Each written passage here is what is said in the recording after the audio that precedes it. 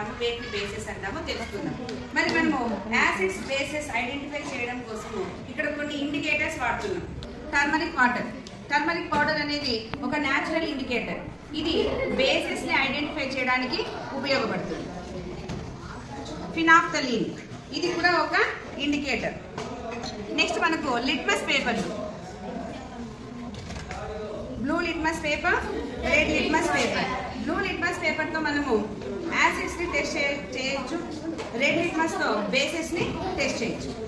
ఈ లిట్మస్ పేపర్లతో, red litmus and blue litmus paper సహాయంతో మనము యాసిడ్స్ అండ్ బేసెస్ యొక్క ఐడెంటిఫికేషన్ చేద్దాం.